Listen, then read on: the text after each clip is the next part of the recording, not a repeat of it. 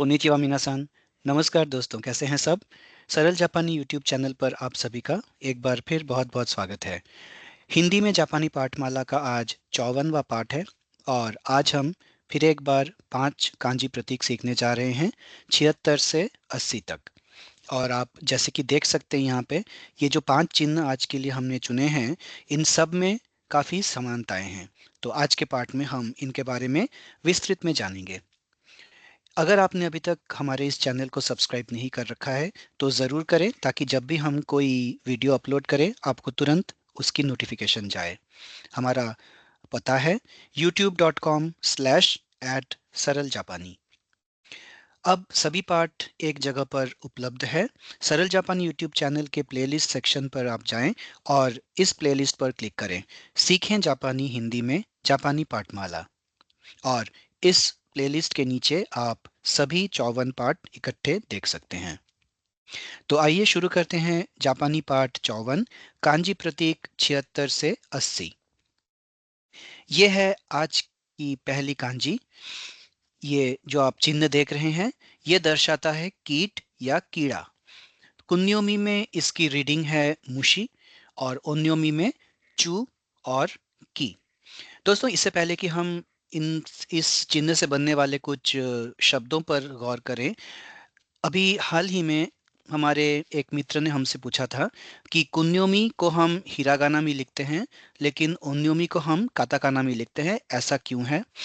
तो दोस्तों, इसमें मैं जानकारी दे दूं कि दरअसल जब आप लिखेंगे कोई शब्द, आप हिरागाना में ही लिखेंगे, या कांजी में अगर नहीं लिखना है तो आप हिरागाना में ही लिखेंगे। यहाँ पे काताकाना में लिखने का कारण यही है कि हम कुन्योमी और ओन्योमी में फ़र्क कर सके, क्योंकि ओन्योमी रीडिंग जो है वो चाइनीज़ रीडिंग है, इसीलिए वो नॉन जापानीज़ है। इसी वजह से काताकाना का प्रयोग किया गया है, क्योंकि काताकाना फॉरेन लैंग्वेज के लिए यूज़ किया जाता है। लेकिन क्योंकि कुन्योमी और ओन्योमी दोनों ही जापानी का ही पार्ट है, तो जब आप लिखेंगे तब आप हिरागाना में ही लिखेंगे। अगर आपको चू लिखना होगा कीड़ा के लिए तो आप जापानी यानी हिरागाना में ही लिखेंगे, और कुन्योमी तो हिरागाना में लिखेंगे ही। तो ये बस रिप्रेजेंटेशन पर्पस के लिए हमने काताकाना का प्रयोग किया है। अदरवाइज ये शब्द लिखते समय आप हिरागाना में ही लिखेंगे। तो आशा है कि अब ये क्लियर हो गया। तो ये बस कुन्योमी और उन्योमी में फ़र्क करने के लिए हमने हिरागाना और काताकाना का प्रयोग किया है। अदरवाइज आप लिखते समय हिरागाना में ही लिखेंगे। आइए अब कुन्योमी रीडिंग वाले कुछ शब्दों पर गौर करें। पहला शब्द है मुशी, यानी कि इस कीड़े का सिंबल तो ये दर्शा रहा है कीट, कीड़ा। झिंगुर यानी क्रिकेट। पतंगा, कृमि यानी राउंड वर्म। और इस शब्द से हम कुछ और अर्थ भी उजागर कर सकते हैं परिप्रेक्ष्य के हिसाब से, जैसे किसी की अचेतनता, घबराहट, एक ही चीज के प्रति समर्पित व्यक्ति या एकनिष्ठ व्यक्ति। दूसरा शब्द है मुशीबा। मुशीबा यानी कि दांतों में जो कैविटी होती है ना, गुहा, उसे मुशीबा कहते हैं। दांत की सड़न या सड़ा हुआ दांत रिप्रेजेंट करने के लिए भी हम, जब दांतों में कीड़े लग जाते हैं उसे कहते हैं मुशीबा। तो ये देखिए, ये कीड़े का सिंबल है और ये दांत का सिंबल है। तो इस तरह से ये कीड़ों कीड़ा लगा हुआ दांत। उसके बाद है निगामुशी। निगामुशी का अर्थ है कड़वा स्वाद वाला कीड़ा। यानी कि कई बार होता है ना कि कीड़ा हमारे मुंह में चला जाता है और एक कड़वाहट सी फीलिंग आती है मुंह में, तो उसी को निगामुशी कहते हैं। आइए अब कुछ ओन्योमी वाले शब्द। तो जैसा कि हमने बताया, यहाँ पे हमने काताकाना में ज़रूर लिखा है, लेकिन इसे अगर आपको लिखना हुआ तो आप हिरागाना में ही लिखेंगे। कांजी में अगर लिख सकते हैं तो बहुत बढ़िया, अदरवाइज आप हिरागाना में ही लिखेंगे, काताकाना में नहीं लिखेंगे। तो सबसे पहला शब्द जो है वो है चू सुइयन। चू सुइयन, उसका जिसका अर्थ है एपेंडिसाइटिस या पथरी की बीमारी, जो हम जिसे कहते हैं पथरी, वो है चू सुई एन। चू सुई एन। उसके बाद है चूएई। चूएई यानी कि कीटों के कारण असामान्य पौधों की वृद्धि। यानी कि कीटों की वजह से कुछ पौधे होते हैं ऐसे जो बहुत लंबे हो जाते हैं, तो उसे चूएई कहते हैं। उसके बाद है योचू। योचू का अर्थ है लार्वा या कीड़ा। जैसे कि जो लार्वा स्टेज होता है, जैसे आप देखते हैं कि पहले लार्वा लार्वा होता है, उसके बाद वो जैसे वो क्या क्या कहते हैं उसे, जो तितली बनती है उसके बाद, तो पहले लार्वा स्टेज होता है, तो उस स्टेज को योचू कहते हैं। उसके बाद है किसेइचू। किसेइचू का अर्थ है परजीवी यानी कि पैरासाइट। उसके बाद है किबू। किबू का अर्थ है कीट मूलक या कृमि मूलक। और एक और शब्द है आरिमाकी, जिसका अर्थ है एफिड, जिसे हम कहते हैं अंग्रेजी में, या पौधे की जूं, यानी कि प्लांट लिस। अब देखते हैं कि ये रेडिकल है या नहीं। जी हाँ, ये अपने आप में रेडिकल है। हालांकि इसमें हम वो नाका वाली सिंबल हम देख रहे हैं, लेकिन ये अपने आप में रेडिकल है, इसका उस नाका से कोई लेना देना नहीं है। अब इसके स्ट्रोक ऑर्डर पर गौर करते हैं।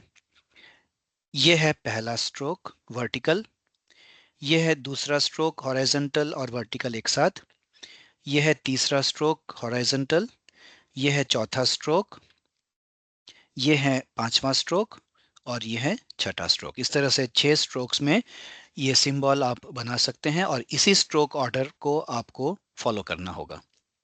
बना तो आप कैसे भी सकते हैं, लेकिन स्ट्रोक ऑर्डर फॉलो करना ज़रूरी है। अब देखते हैं कि ये सिंबल कहाँ से आया। तो देखिए, ये जो प्राचीन चिन्ह है, इसमें एक कीड़ा जैसा नजर आ रहा है, और ये इसकी पूंछ है।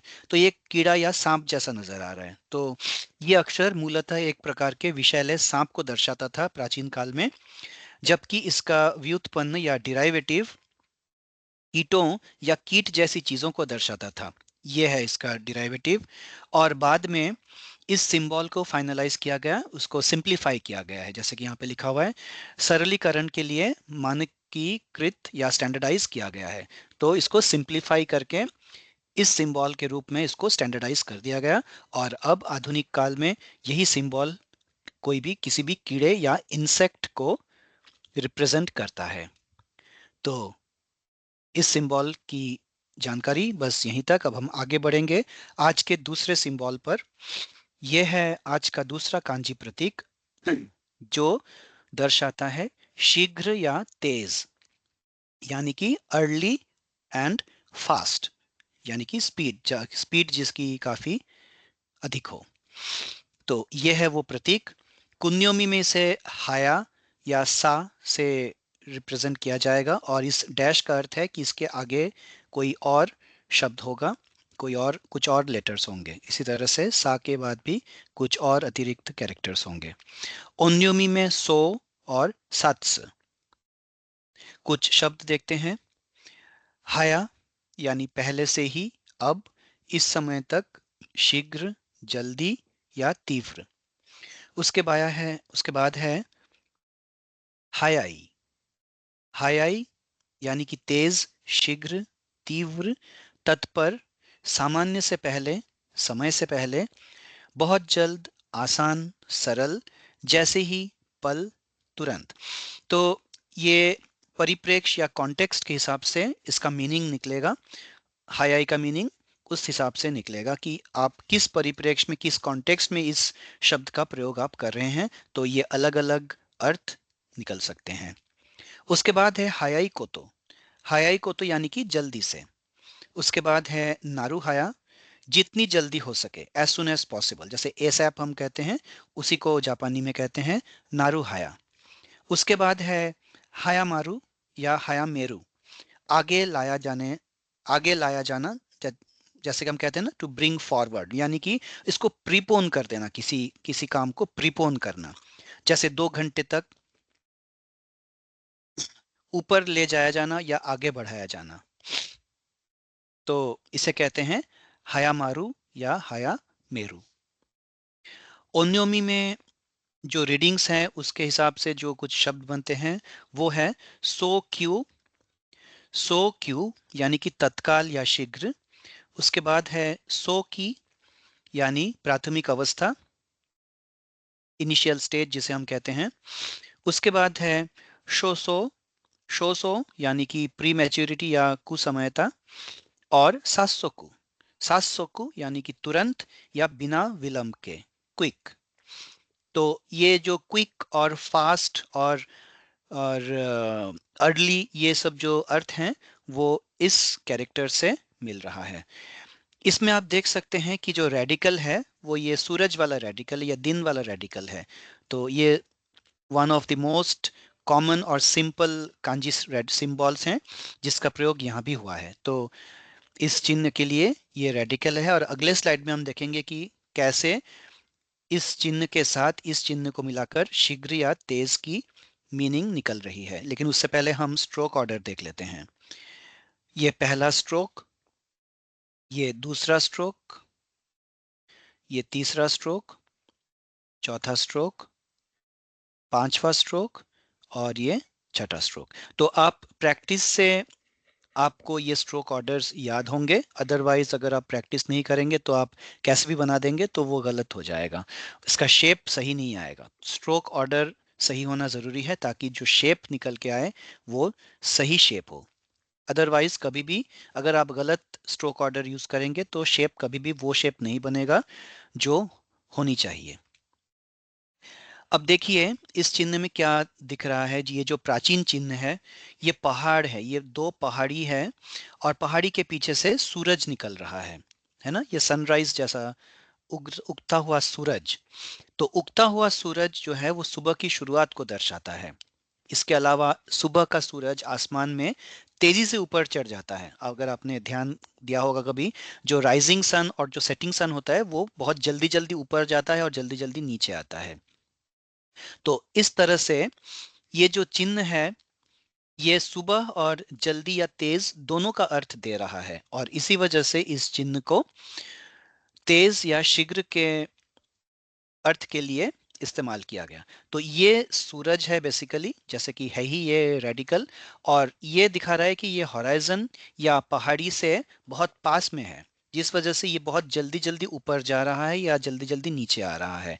तो उस जल्दी को दर्शाने के लिए इस पूरे कॉम्पोजिट चिन्ह का इस्तेमाल किया जाने लगा और इसी को स्टैंडर्डाइज कर दिया गया शीघ्र या तेज को समझाने के लिए। आज की तीसरी कांजी है गाड़ी या कार के लिए, यानी कि कोई भी वाहन के लिए। तो ये बहुत ही कॉमन और बहुत ही महत्वपूर्ण कांजी प्रतीक है जिसे आप दैनंदिन जीवन में हर जगह पे देखेंगे। जापान में अगर आप जाएंगे तो वहाँ ये चिन्ह आपको हर जगह दिखाई देगा। गाड़ी से रिलेटेड या वाहन से रिलेटेड या ट्रैफिक से रिलेटेड अगर कुछ कोई नोटिस कोई साइन बोर्ड है तो कई जगहों पर, अधिकतर जगहों पर ये चिन्ह आप पाएंगे। और गाड़ी को कहते हैं कुरुमा। सबसे जो पॉपुलर जो रीडिंग है ये है कुरुमा कुन्योमी में, और ओन्योमी में शा, ये भी काफ़ी पॉपुलर है। तो ये दोनों का प्रयोग अलग अलग केसेस में होता है जिसके उदाहरण अब हम देखेंगे। कुरुमा यानी कार, ऑटोमोबाइल, वाहन, कभी कभी पहिया के लिए भी इसका प्रयोग होता है और कैस्टर के लिए भी। उसके बाद है कुरुमाइस। कुरुमाइस यानी पहिएदार कुर्सी या व्हील चेयर। उसके बाद है हीनो कुरुमा।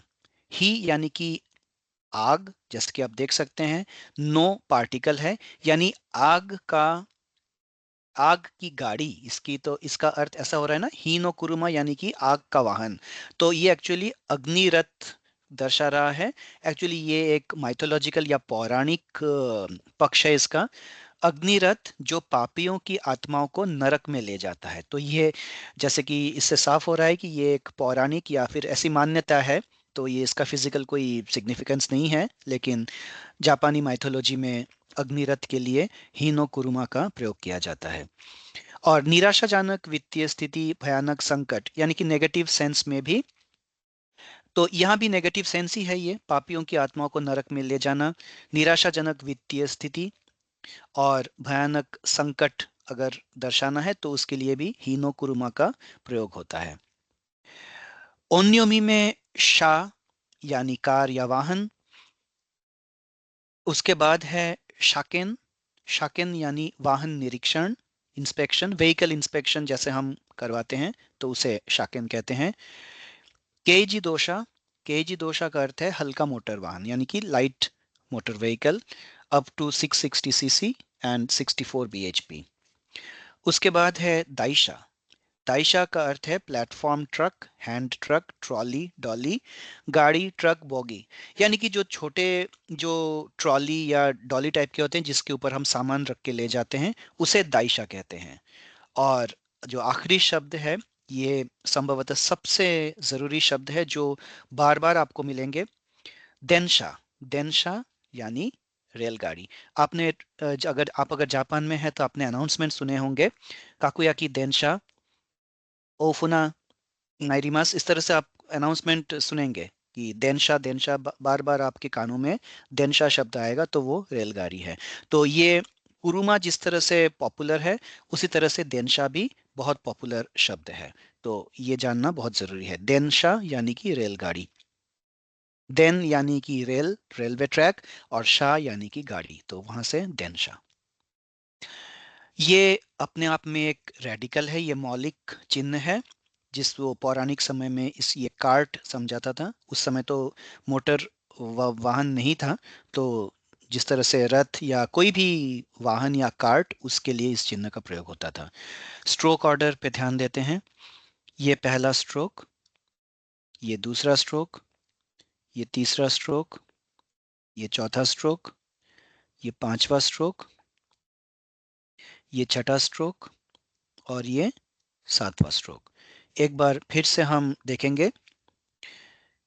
ये पहला स्ट्रोक हॉराइजेंटल, ये दूसरा स्ट्रोक वर्टिकल, ये तीसरा स्ट्रोक हॉराइजेंटल प्लस वर्टिकल, चौथा स्ट्रोक हॉराइजेंटल, पांचवा स्ट्रोक हॉराइजेंटल, छठा स्ट्रोक हॉराइजेंटल, और सातवां स्ट्रोक ये बैकबोन स्ट्रोक जो है वर्टिकल। आइए अब देखते हैं कि इस ये चिन्ह कहाँ से आया, इसका उद्भव कैसे हुआ, ये कैसे इवॉल्व हुआ, ओरिजिन और इवोल्यूशन क्या है इस चिन्ह का। तो आप देख सकते हैं ये बहुत सारे चिन्ह बने हुए हैं जो पौराणिक समय से चले आ रहे हैं। ये एक चिन्ह है, ये एक चिन्ह है। तो इन सब में हम क्या देख रहे हैं कि जो मूल रूप से ये जो जितने भी चिन्ह है, वो एक ही चीज दर्शा रहा है। ये एक गाड़ी जिसके दोनों तरफ बड़े बड़े पहिए लगे हुए हैं। अब देखिए ये कार्ट है, ये गाड़ी है, और दोनों तरफ दो पहिए हैं, इसमें भी वही है, दो पहिए। और ऊपर एक छाया भी है, देखिए ये रथ में जैसे होता है। तो ये एक्चुअली एक टॉप व्यू जैसा है। तो आधुनिक रूप में ये गाड़ी का ऊपर से दृश्य है, ये टॉप व्यू जिसे हम कहते हैं।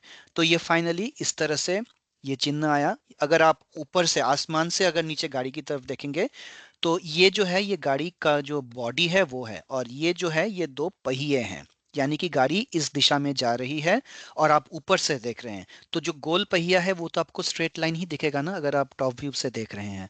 तो ये दो पहिए हैं और ये गाड़ी की मेन बॉडी है। और इसी से जो मौलिक अभी जो आधुनिक चिन्ह है गाड़ी का, वो आया है। आज का अगला चिन्ह है घास, खरपतवार, जड़ी बूटी, चारागाह के लिए। और इसके लिए लिखना या मसौदा तैयार करने के लिए भी इस चिन्ह का प्रयोग होता है। लेकिन जो फंडामेंटल जो मीनिंग है वो घास के लिए होता है। तो कुन्योमी में इसकी रीडिंग है कुसा और गुसा, और ओन्योमी में सो। तो आप अगर इसमें गौर करेंगे तो हिंदी में भी हम कुश कहते हैं, संस्कृत या हिंदी में घास को हम कुश कहते हैं। तो संभवतः इसका ओरिजिन एक ही है। ये जो प्राचीन समय में ये जो जैसे लैंग्वेज का जो इवोल्यूशन होता है, तो ये जैसे इंडो यूरोपियन फैमिली है, इस तरह से ये पुराने समय से आया है। तो कुश हम यूज करते हैं कुश, वैसे ही जापान में ये है कुसा। तो दोनों का ओरिजिन हमें संभवतः एक ही लग रहा है इस केस में। तो बहुत रोचक बात है ना दोस्तों, कुसा और कुश। तो कुसा यानी कि घास, खरपतवार, जड़ी बूटी, छप्पर, निंजा, फेक, घटिया, और लफ आउट लाउड यानी कि हाहा इमोजी जो हम देते हैं उसके लिए भी कई बार प्रयोग होता है।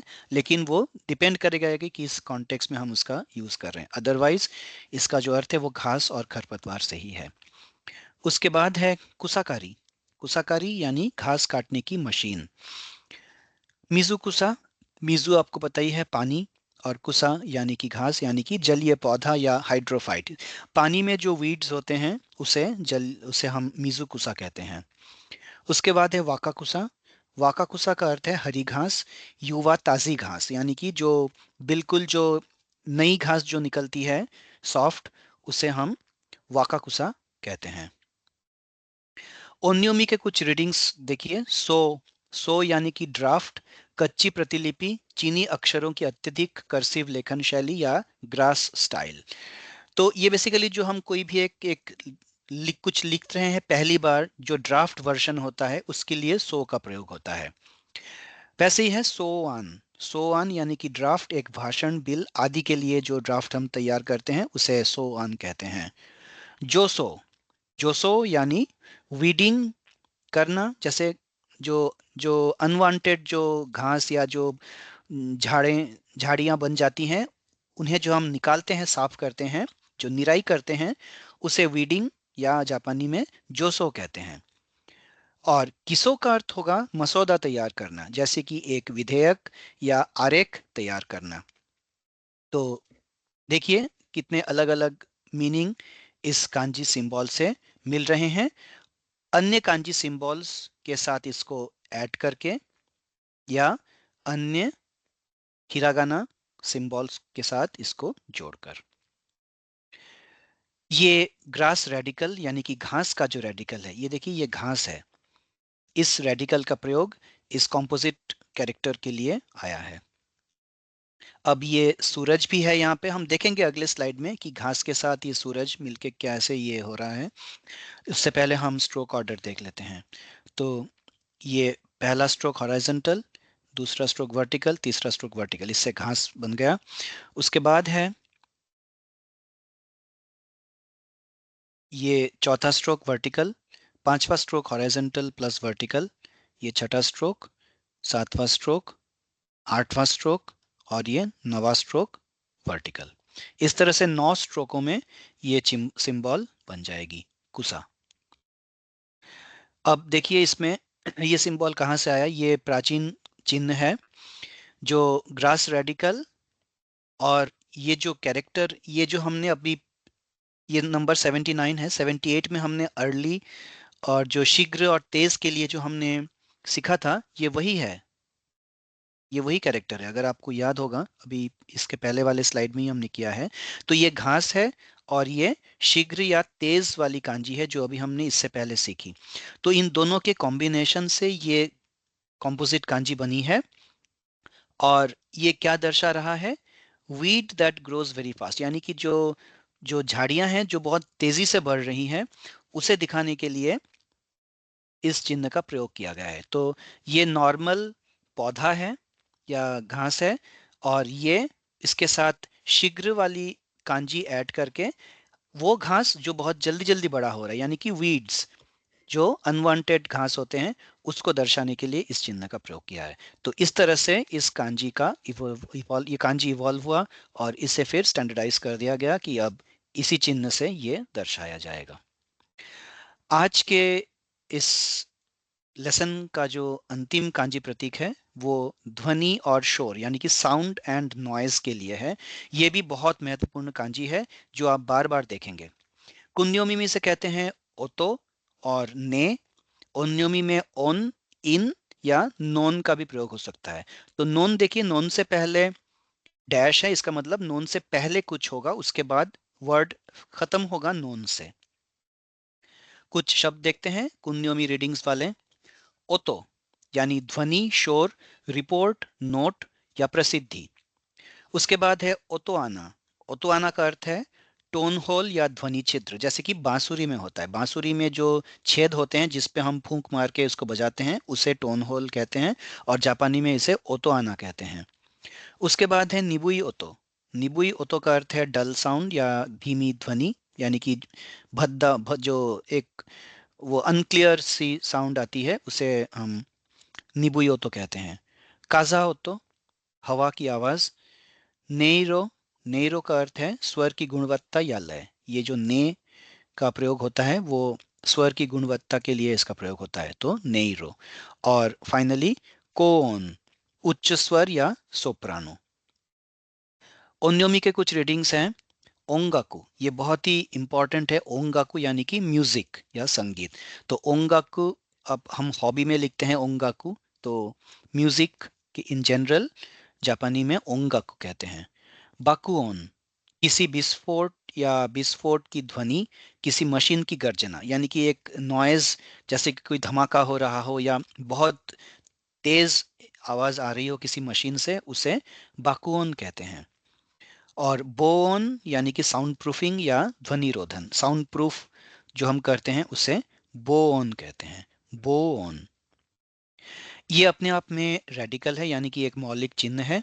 और इसका जो स्ट्रोक ऑर्डर है, पहला वर्टिकल स्ट्रोक, हॉरिजॉन्टल स्ट्रोक, ये स्लैंटिंग स्लोप दोनों, उसके बाद वापस हॉरिजॉन्टल स्ट्रोक, ये छठा स्ट्रोक, सातवां स्ट्रोक, आठवां स्ट्रोक और नवा स्ट्रोक। इस तरह से ये कांजी प्रतीक आप लिख सकते हैं, इसकी प्रैक्टिस कर सकते हैं। आप जितनी ज़्यादा प्रैक्टिस करेंगे उतना ज़्यादा जल्दी आपके दिमाग में ये बैठ जाएगा। अब ये कहाँ से आया? तो पौराणिक चिन्ह पर ध्यान की दीजिए सबसे पहले। तो ये जो कांजी है, ये आधुनिक काल की कांजी है जो शब्द के लिए प्रयोग होता है। शब्द के लिए हम प्रयोग करते हैं। आपने देखा होगा निहोंगो लिखा होता है, तो उसमें भी ये चिन्ह आप देखेंगे, निहोंगो यानी जापानीज में शब्द या भाषा या वर्ण के लिए इस चिन्ह का प्रयोग होता है। और इसमें ये मुंह वाला जो चिन्ह है ये भी है। ये जो मुंह का जो चिन्ह है वो भी इसमें शामिल है। तो ध्वनि या शब्द मुंह से आते हैं, तो उस हिसाब से पौराणिक चिन्ह में शब्द और मुंह का कॉम्बिनेशन है इसमें बेसिकली। तो ये मुंह है और बाकी जो है वो शब्द वाला ये वाला चिन्ह है। ये पौराणिक चिन्ह में इस तरह से था। लेकिन आधुनिक चिन्ह में क्या हुआ? आधुनिक चिन्ह में ये जो है ये उदय का चिन्ह है, यानी कि राइज, टू स्टैंड अप या टू राइज। और ये जो है ये सूर्य है, ये तो आपको पता ही है। तो ये दोनों चिन्ह हमने किए हैं अपने इस कांजी के लेसन्स में, मतलब पिछले कुछ लेसन्स में हमने किए हैं किसी लेसन में कांजी के। तो ये है उठना या उदय होना और ये है सूरज। तो संभवतः पक्षियों की चहचहाट की आवाज को इंगित करने के लिए इसे चुना गया, क्योंकि अदरवाइज ध्वनि या शोर से इसका कुछ लेना देना नहीं है। तो सूरज का उदय होना, यानी कि जब सूरज का उदय होता है, सुबह होती है, तो चारों तरफ चहल पहल मचने लगती है, पंछियों की चहचहाट होती है, जनजीवन शुरू होता है, तो शोर होता है। तो उसी वजह से हो सकता है कि इस चिन्ह को ध्वनि या शोर रिप्रेजेंट करने के लिए फाइनलाइज किया गया था। तो दोस्तों यहाँ पे आके समाप्त हो रहा है जापानी पाठमाला का 54वां पाठ, जिसमें हमने 5 कांजी प्रतीक सीखे। तो आज के लिए बस इतना ही। अगले पाठ में हम फिर से कुछ नया सीखेंगे। तब तक के लिए हमें अनुमति दीजिए। नमस्कार, आरिगातो गोजाइमास, माताई माशो।